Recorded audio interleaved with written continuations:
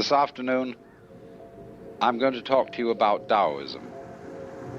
Yang and Yin seem to refer originally to the south and north sides of a mountain. The south side is the sunny side, the north side the shady side. And note that you cannot possibly have a one-sided mountain. Therefore, it's always understood that the Yang and the Yin are the explicit differences of an implicit unity. The poles. Yang is called male, Yin is called female. And another way in which they're represented, aside from these two lines, is in this familiar symbol, in which one tadpole is black and the other white, with the eye of the tadpole the opposite color. So underneath the whole philosophy of China, there lies this recognition, the polarity of the universe, that the opposites go together. Or in the philosophy of the Tao, man is always seen as in nature rather than dominating it.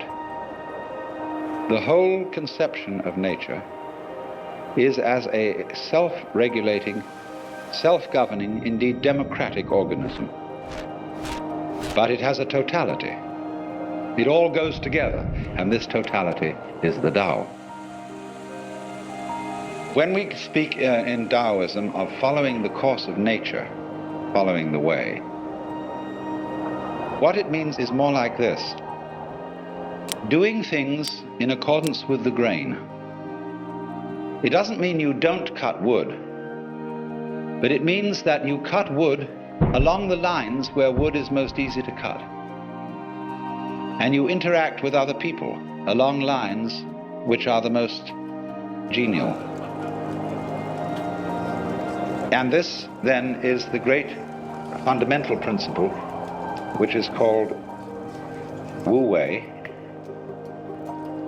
not to force anything.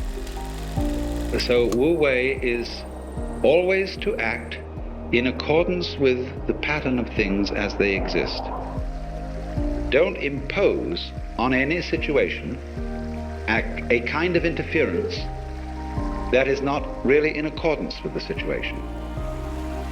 It's terribly important then to have this feeling of the interdependence of every form of life upon every other form of life. You have to see that life, that the so-called conflict of various species with each other is not actually a competition. It's a very strange system of interrelationship, of things feeding on each other and cultivating each other at the same time. The idea of the friendly enemy, the necessary adversary, who is part of you. You have conflicts going on in your own body. All kinds of microorganisms are eating each other up. And if that wasn't happening, you wouldn't be healthy. So all those interrelationships, whether they appear to be friendly relationships as between bees and flowers, or conflicting relationships as between birds and worms, they are actually forms of cooperation. That is mutual arising. You have to understand this as the basis, apply this, not forcing anything, and you get spontaneity. A life which is so of itself, which is natural, which is not forced, which is not unduly self-conscious. You might say, if you look down at the water here, when you see the waves break, there are patterns in the foam. Now, if you watch those patterns, you know they never make an aesthetic mistake. Teacher. Never. But they are not symmetrical, and they're very difficult to describe. They're wiggly. So are the markings in jade, so is the grain in wood, but we love the grain in wood. But in order to live it with full spontaneity, you have to be in a position where you no longer feel the symbol, the thought, the idea, the word, as a block. to life, no longer feel it as something you are using as a sort of means of escape. To be able to use the symbol not as means of escape, you have to know in the first place that you can't escape. And not only that you can't escape, Man who read everything. but there is no one to escape. There is no one to be delivered from the prison of life. The liberation of the mind from identifying itself with symbols is the same process exactly as breaking up the links between the successive moments. The illusion of a self, a continuing self that travels from moment to moment and picks them all up, corresponding to the illusion of the moving water in the wave and the solid circle created by the moving cigarette point in the dark. This is the meaning then that there is no one who perceives anything, no one who experiences anything. There is simply seeing and experiencing. We introduce all these redundancies through talk. We talk about seeing sights, hearing sounds, feeling feelings. All that is irrelevant. There are sights, there are sounds, there are feelings. You don't feel a feeling. The feeling itself already contains the feeling of it. You see?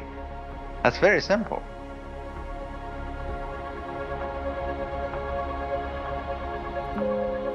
To have sight, you don't need something to be seen on the one hand and a seer of something to be seen on the other. And then some mysterious way they come together. The seer and the seen, the knower and the known, are what we call terms. Emily Dickinson. The reality is an experience which can be termed as having two aspects, two ends, the knower and the known. But that's only a figure of speech. Neurologically, this is true. Everything that you see is yourself. What you are aware of is a state of your nervous system. And there is no other knowledge whatsoever. That doesn't mean that your nervous system is the only existing reality and that there is nothing beyond your nervous system. But it does mean that all knowledge is knowledge of you, and that therefore in some mysterious way you are not different from the external world that you know. If you see then that what you experience and you are the same thing, then realize also, going beyond that, that you are in the external world you're looking at. You see, I'm in your external world, you're in my external world. But I'm in the same world you are. My inside is not separable from the outside world. It's something the so-called outside world is doing. Just as it's doing the tree and the ocean and everything else that is in the outside world. Now, isn't that great, you see? We've completely got rid of the person in the trap. The one who either dominates the world or suffers under it. It's vanished. It never was there. When that happens, you see, you can play any life game you want to. Link the past and the present and the future together. Play roles. But you know you've seen through, what do they call it, the great social lie? That one accumulates, owns experiences, memories, sights, sounds, and from that, other people, possessions, so on. It's building up always this idea of oneself as the haver of all this. If you think that, you've been had.